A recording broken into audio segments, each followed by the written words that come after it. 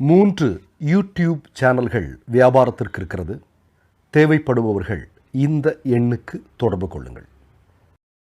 வணக்கம். மகாராஷ்டிராவில் நடந்திருக்கக்கூடிய 2 சம்பவங்கள் அந்த மாநிலத்தில் பாஜக ஆட்சி நீடிக்குமா என்ற கேள்வியை எழுப்பியிருக்கிறது. 2 சம்பவங்களை நான் முதல்ல உங்களுக்கு சொல்லிடுறேன். ஜல்கான் மாவட்டம் முக்தாய் நகருக்கு அருகில் இருக்கக்கூடிய கோத்தாலி என்று சொல்லக்கூடிய ஒரு கிராமம். இந்த கிராமத்தில் சிவராத்திரி கொண்டாடப்பட்டது கடந்த வாரத்தில். இந்த நிகழ்வில் அங்கு இருக்கக்கூடிய பக்தர்கள் ஒரு மிகப்பெரிய பாத யாத்திரையை மேற்கொள்கிறார்கள். இந்த நிகழ்வில் ஒன்றிய இணை அமைச்சராக இருக்கக்கூடிய ரக்ஷா காட்சேவனுடைய மகள் மற்றும் அவருடைய தோழிகள் இந்த பாத யாத்திரையில் கலந்து கொள்கிறார்கள். இவங்கெல்லாம் சிறுமிகள். நல்லா யோசிச்சுங்க. இந்த சிறுமிகள் கலந்து கொண்ட இந்த நிகழ்வில் இந்த பாத யாத்திரையில் இவர்களை போன்று கலந்து கொண்ட 6 இளைஞர்கள் பாலியல் துன்புறுத்தல்களுக்கு இந்த சிறுமிகளை ஆளாக்கி இருக்கிறார்கள். இந்த நிகழ்வு ஒரு மிகப்பெரிய அளவிலான ஒரு அதிர்ச்சியை மகாராஷ்டிரா முழுவதும் இன்றைக்கு எழுந்திருக்கிறது. ஒன்றிய இணையமைச்சர் காவல் நிலையத்தில் புகார் செஞ்சிருக்கிறாரு. சிசிடிவி ஃபுட்டேஜ் ஆராய்ந்து வருகிறார்கள். யார் இதற்கு பின்னாடி இருக்கிறார்கள் அப்படிங்கிற மாதிரியான இதெல்லாம் போலீஸார் தேடிட்டு இருக்கிறாங்க. இப்போ என்ன அப்படின்னா, ஒரு பாஜக ஆளக்கூடிய மாநிலத்தில் பாஜகவினுடைய ஒன்றிய இணையமைச்சராக இருக்கக்கூடிய மகள் உட்பட சிறுமிகளுக்கு இவ்வளவு பெரிய பாலியல் துன்புறுத்தல்கள் நடந்திருக்கிறது அப்படின்னா அதை சாதாரணமாக எப்படி கடந்து போக முடியும் இல்லையா? ஒரு ஒன்றிய இணையமைச்சருடைய மகளுக்கே பாதுகாப்பில்லை. அதுவும் நீங்கள் பார்த்தீங்க அப்படின்னா ஒரு இந்து மக்கள் மத்தியில் ஒரு மிக முக்கியமான நிகழ்வு சிவராத்திரி அப்படிங்கிறது. சிவராத்திரி நிகழ்வில் கலந்து கொண்ட சிறுமிகளின் மீது அதில் கலந்து கொண்ட பக்தர்கள் என்கிற போர்வையில் இருக்கக்கூடிய நபர்கள் செய்திருக்கக்கூடிய பாலியல் துன்புறுத்தல்கள், அதுதான் இன்னைக்கு மிகப்பெரிய அளவில் மகாராஷ்டிரா மக்கள் மத்தியில் அதிர்ச்சியை ஏற்படுத்தி இருக்கிறது அப்படிங்கிறது மிக முக்கியமான செய்தி. 2வது சம்பவம் அதற்கு அடுத்த வாரம் நடந்திருக்கிறது. அதுக்கு அடுத்த வாரம்னா தெளிவாக தெரிந்திருக்கிறது. அடுத்த வாரம் முன்னாடியே நடந்த செய்தி, டிசம்பர்லேயே நடந்திருக்கு. என்ன அப்படின்னா, தனஞ்சய் அப்படின்னு சொல்லக்கூடிய ஒரு நபர் நேற்றைய தினம் தன்னுடைய அமைச்சர் பதவியை ராஜினாமா செய்திருக்கிறார்.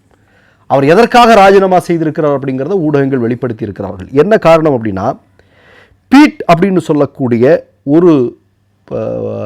ஒரு கிராமத்தை சார்ந்த ஒரு பஞ்சாயத்து தலைவர் சந்தோஷ் தேஷ்முக் அவரோட பேர். இவர் டிசம்பர் மாதத்தினுடைய இறுதியில் குண்டர்களால் கடுமையாக தாக்கப்படுகிறார். தாக்கப்பட்டு குற்றுயிராக கிடந்தவரை மருத்துவமனைக்கு கொண்டு போய் சேர்க்கிறாங்க. பஞ்சாயத்து தலைவராக இருந்தவர், நல்லா பார்த்துங்க. ஆனால் அவருக்கு சிகிச்சை பலனின்றி அவர் மரணம் அடைகிறார். அப்போ ஒரு பஞ்சாயத்து தலைவராக இருந்த நபர் கொல்லப்படுகிறார். இந்த கொலைக்கு பின்னால் பாஜகவினுடைய அமைச்சரவையில் இருக்கக்கூடிய அமைச்சராக இருக்கக்கூடிய தனஞ்சய் டே என்று சொல்லக்கூடிய நபர்தான் காரணம். அவர்தான் இந்த கொலையை செய்வதற்காக தூண்டுகோலாக இருந்தவர். குண்டர்களை அனுப்பி அவரை கொலை செய்கிறதுக்கு தூண்டுகோலாக இருந்தவர் இவர்தான் அப்படிங்கிற செய்தி வெளிவர துவங்கியது. மக்கள் மிகப்பெரிய போராட்டத்தில் களமிறங்கினார்கள். உடனடியாக என்ன அப்படின்னா, இவர் இன்றைக்கு தன்னுடைய அமைச்சர் பதவியை ராஜினாமா செய்திருக்கிறார். நான் கேட்கிறேன், ஒரு மாநிலத்தில் பாஜக ஆட்சி, இந்த பாஜக ஆட்சி நடக்கக்கூடிய மாநிலத்தில் நடக்கக்கூடிய பாஜக கட்சியினரே தொடர்புடைய ஒரு நிகழ்வு, மற்றொன்று பாஜக கட்சியை சார்ந்தவருடைய மகளுக்கு நடந்த நிகழ்வு.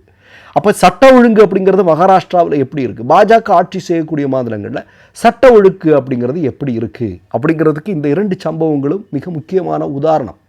சரியா? இப்போ என்னென்னா, இப்போ அந்த பஞ்சாயத்து தலைவர் கொல்லப்பட்ட வழக்கில் இவன் ஒரு ராஜினாமாங்கிற ஒரு நாடகம்னு வச்சுங்களேன். அது ஒரு நாடகம்தான். ஏன்னா மக்கள் கொதித்தெழுறதுக்கு முன்னாடி ஒரு ராஜினாமா பண்ணி மக்களை சைலண்ட் பண்ணிக்கலாம் இப்படிங்கிறதா அவங்களுடைய திட்டம். இதில் இவன் நாளைக்கு சர்வசாதாரணமாக வெளியே வந்துடுவான். நமக்கு எல்லாருக்கும் நல்லா தெரியும். உத்தரப்பிரதேசத்தில் இப்படி தான் பாஜகவினுடைய பல்வேறு நபர்கள் இந்த மாதிரியான பல்வேறு கொலை, இதே மாதிரி பெண்களுக்கு எதிரான வன்முறைகள் எல்லாம் ஈடுபட்டவர்கள் எல்லாம் ஒவ்வொரு முறையும் தப்பி பிழைத்ததும் பிறகு மக்கள் போராட்டங்களும் சமூக ஆர்வலர்களுடைய போராட்டங்களும் தான் அவர்களை சிறையில் தள்ளியது அப்படிங்கிறது நமக்கு தெரியும் இல்லையா? இதெல்லாம் நடந்திருக்கு. இப்போ மகாராஷ்டிராவில் இப்போது இவர் ராஜினாமா செய்திருக்கிறதுங்கிறது சர்வசாதாரணமாக அவர் வெளியே வர்றதுக்கான வாய்ப்பு இருக்குது. ஆனால் மகாராஷ்டிர மக்களிடம், அது ஆட்சி பொறுப்புக்கு இவ்வளவு மாதத்துக்குள்ளேயே இவ்வளவு பெரிய சட்ட ஒழுங்கு மிகப்பெரிய சீர்குலைவை சந்தித்திருக்கிறது அப்படிங்கிறது மகாராஷ்டிர மக்கள் மத்தியில் ஒரு மிகப்பெரிய கொந்தளிப்பை ஏற்படுத்தி இருக்கிறது. ஏன்னா மகாராஷ்டிர மக்களே, நாங்கள் வாக்களித்ததெல்லாம் இந்தியா கூட்டணிக்கு, ஆனால் வெற்றி பெற்றது மோடின்னு சொல்கிறாங்க, இதையே நம்ப முடியலைன்னு சொல்லி ஒரு கிராமமே நீங்கள் பார்த்தீங்கன்னா தெரியும், மறு எலெக்ஷன் நடத்தணும், ரீஎலெக்ஷன் நடத்து அப்படின்னு போராட்ட களத்தில் இறங்கியிருக்காங்க. இந்த அதிர்ச்சியிலிருந்தே மக்கள் மீளலை. ஆனால் தொடர்ந்து வந்து கொண்டிருக்கக்கூடிய செய்திகள்ங்கிறது மேலும் மேலும் மிகப்பெரிய அதிர்ச்சியை கிளப்புவதாக இருக்கிறது. மகாராஷ்டிரா உள்ளேயே இவங்க கூட்டணிக்குள்ளேயே மிகப்பெரிய சலசலப்பு இருக்குது. ஷிண்டேவுக்குள்ளேயும் தேவேந்திர பட்னாவிஸுக்குள்ளேயும் மிகப்பெரிய சலசலப்பு இருக்குது. அது தொடர்பாக ஏராளமான செய்திகள் இப்போ பத்திரிகைகள் வந்திருப்பதெல்லாம் நீங்கள் பார்த்துருப்பீங்க. அந்த ஆட்சியே ஊசலாடி கொண்டிருக்கக்கூடிய காட்சியை பார்த்து கொண்டிருக்கிறோம். போதாக்குறைக்கு மகாராஷ்டிராவினுடைய சட்ட ஒழுங்கு என்பது இந்த லட்சணமாகத்தான் இருக்கிறது. சந்தி திரித்து கொண்டிருக்கிறது. எப்படியும் பாஜக ஆட்சி என்றால் இப்படித்தான் இருக்கும் என்பதை மக்கள் இன்றேனும் புரிந்து கொள்கிறார்களே என்கிற மகிழ்ச்சி தான் நமக்கு இருக்கிறது. மற்றொரு நிகழ்வில் சந்திப்போம். நன்றி, வணக்கம். மை நேம் இஸ் ரெட் சேனலை சப்ஸ்கிரைப் பண்ணிக்கோங்க. அதுக்கப்புறமா பக்கத்தில் இருக்கிற ஜாயின் பட்டனை கிளிக் பண்ணீங்கன்னா ஒரு நியூ பேஜ் ஒன்று ஓப்பன் ஆகும். அதுலேயும் ஜாயின் பட்டனே கிளிக் பண்ணிக்கோங்க. அதில் பார்த்தீங்கன்னா credit card, debit card options இருக்கு.